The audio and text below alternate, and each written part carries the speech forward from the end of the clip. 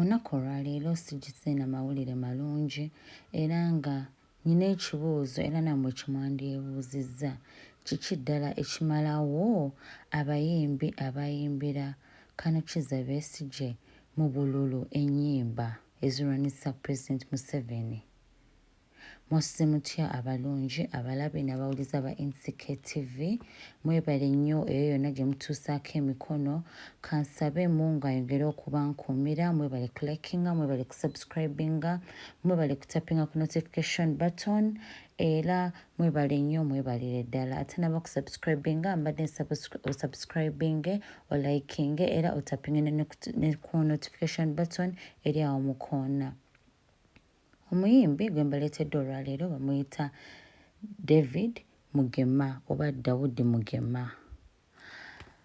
Oyinza okwebuuza Daudi Mugema y'ani? Waliwo abantu abamumanyi, waliwo n'abatamumanyi.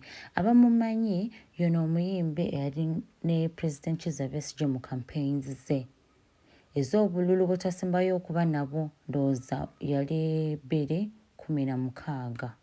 Wemba sirimbi ndowooza 2016 awo. Ono omuyimbi yayimbanga ku stage nga Dr. Kizza Besigye tannabatandika campaigninga, olwavanga ku stage nga kuddako omulwana omugenzi. Ono yayimba Mungu wa balabala eyatufaako wiiki ewedde era tusaba Mungu omwoyo gwagulamuze kisa. Daudi Mugema yasookanga ku stage ne kuddako mulwana, olwo Besigye n'atandika campaigns ze.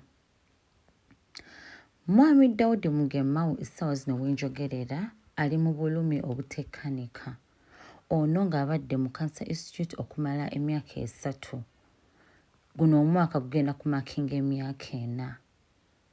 Ono omwami si mukulu nnyo mu myaka, aweza emyaka 31 egy'obukulu era nga ye ne producer we muwanguzi baasibwa mu 2015 ne 2017. 2015 wano nga campaigns zaakatandika.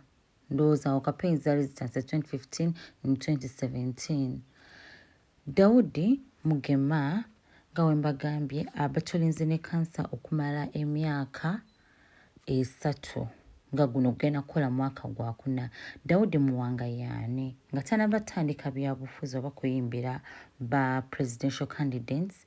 Daudi Mugema y'omuyimbi eyayimba Katonda w'abannaku teyeebaka.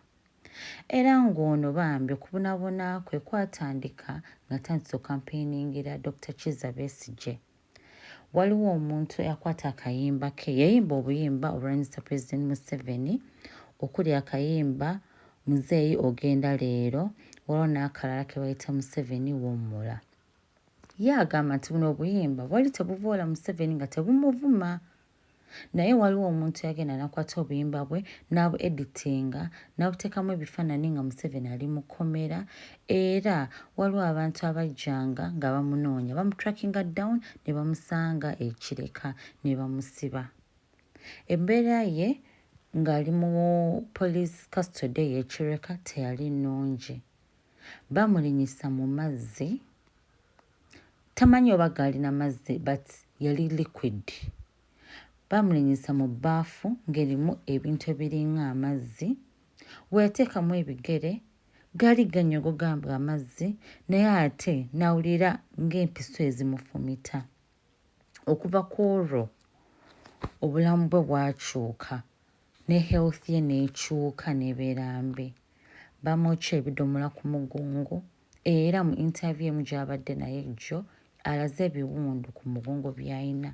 Ebidomola baabyokya then droppings ne zigenda ku mugongo gwe era bambi yabonaabona nnyo.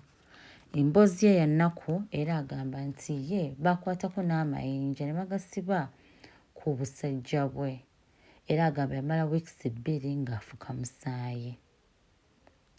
Ono yamiitinga aba-politicians bangi ng'ali mu ezo campaigns za Besigye okuli ne Elias Lukwago. Era agamba nti teyaddamu ku miitinga abo ba-politicians nga tuvuddemu obwo obululu.